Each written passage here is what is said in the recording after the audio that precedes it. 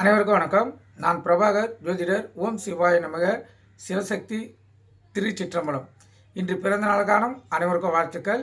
அதே போல் இன்று திருமண நாள் காணும் அனைவருக்கும் வாழ்த்துக்கள். இறைவனுடைய அருள் பரிபூர்ணமாக உங்களுக்கு கிடைக்கட்டும். உங்களுடைய மனம் எதை என்ன ஆசைப்படுகிறதோ அந்த ஆசை நிறைவேறட்டும் என்று எம்பெருமான் சிவபெருமானிடம் அடியன் வேண்டிக் கொள்கிறேன்.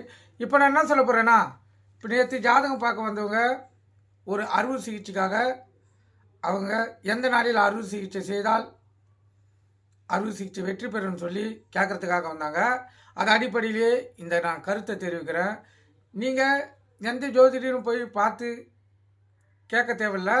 உங்களுடைய ஜாதக கட்டத்தில் குரு எங்கே இருக்கிறாரோ, குருவுடைய பார்வை லக்னம், ராசி, 6ஆம் இடம், 3ஆம் இடம், இந்த இடத்தில் உங்கள் ஜாதக கட்டத்தில் குரு பார்வை விழுகிறது என்றால் அந்த காலகட்டத்தில் நீங்கள் அறுவை சிகிச்சை செய்தால் அற்புத பலன்களை, அதாவது உங்களுடைய தீராத வியாதிகளும் தீர்ந்திடும். கருத்தில் கொள்ளுங்கள்.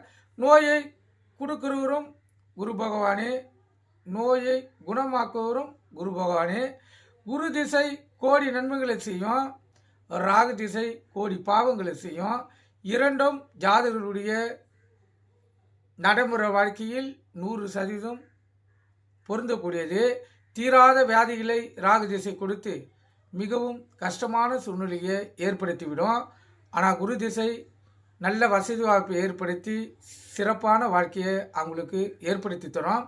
அந்த குரு திசையிலையும் குரு திசை நடக்கக்குள்ள கடைசி புத்தி ராகு புத்தி வரும். அப்படி ராகு புத்தி வரக்குள்ள மிகவும் கொடிய தீமையான பலன்களை செய்யக்கூடிய, அதாவது தீமையான வாழ்க்கையில் கஷ்டங்களும் விபத்துகளையும் ஏற்படுத்தக்கூடிய வாய்ப்பை அந்த ராகு பகவான் குரு திசையிலும் செய்வார். கருத்தில் கொள்ளுங்கள். அதனால் அறுவை சிகிச்சை, தீராத வியாதிகளுக்கு மருந்து உண்ணுதல், இதெல்லாம் நீங்கள் பண்ணக்குள்ள முக்கியமாக குரு பகவானை தான் பார்க்கணும். குரு பகவான் உங்கள் ராசி, லக்னம், 6ஆம் இடம், 3ஆம் இடம், இந்த இடத்துல பார்வை பட்டுச்சுன்னா கண்டிப்பாக நீங்கள் எந்த நினைத்து தீராத வியாதிகளுக்கு சிகிச்சை எடுக்கிறீர்களோ அந்த தீராத வியாதிகள் குணமாகக்கூடிய வாய்ப்புண்டு. நீங்கள் கருத்து கொண்டு பயன்படுங்க. நன்றி, வணக்கம், வாழ்க வளமுடன்.